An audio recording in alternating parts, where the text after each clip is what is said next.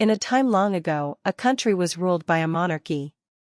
The ruling king and queen were very kind-hearted individuals, and they had a daughter who was as beautiful as the world itself.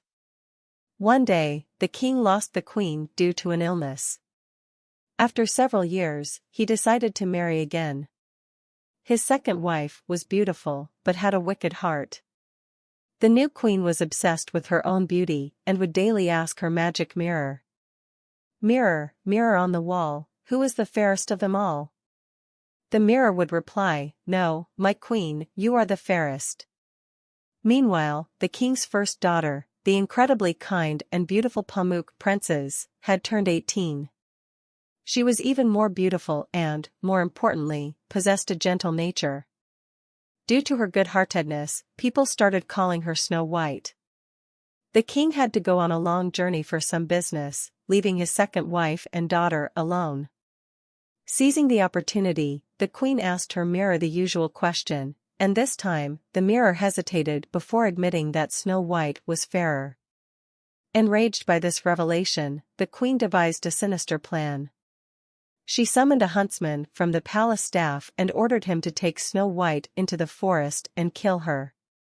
However, the huntsman, who was actually a good person and loved Snow White, couldn't bring himself to harm her. He advised her to flee and never return, then reported to the queen that he had carried out her orders. In the forest, Snow White wandered alone, crying and searching for a place to stay. Just as she was about to give up, she stumbled upon a cottage hidden among the trees. Inside, she found 7 small beds, 7 small tables, 7 small plates, and 7 small pairs of shoes, everything in sevens. Amazed, she cleaned and tidied up the messy cottage and prepared a meal before falling asleep from exhaustion. An hour later, the owners of the cottage, 7 dwarfs, returned from their work in the forest.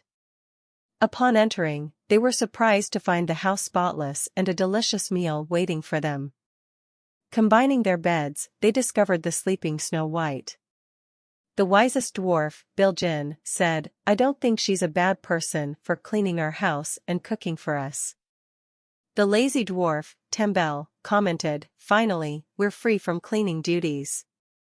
The cheerful dwarf, Nestle, exclaimed, "I'm so happy, we have a guest."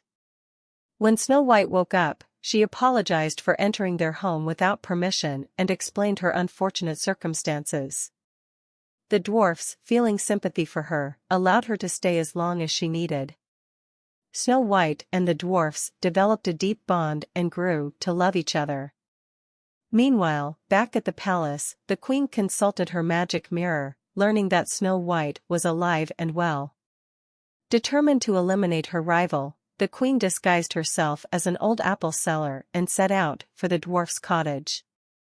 Crafting a plan, the queen presented Snow White with beautiful but poisoned apples.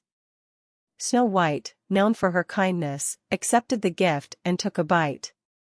The poison took effect immediately, and she fell to the ground. Returning home that evening, the dwarfs found her lifeless body and wept by her side. Placing her in a glass coffin in the garden, they mourned for her. Meanwhile, a passing prince heard their cries, approached, and upon seeing the beautiful Snow White, kissed her. The power of true love in the prince's kiss awakened Snow White. Snow White explained everything to the prince, and her father, the king, had returned to the palace. The prince confronted the king with the truth, and the wicked queen was banished far away. In the end, the beautiful Snow White and the prince fell in love and got married, with the 7 dwarfs serving as witnesses at their wedding.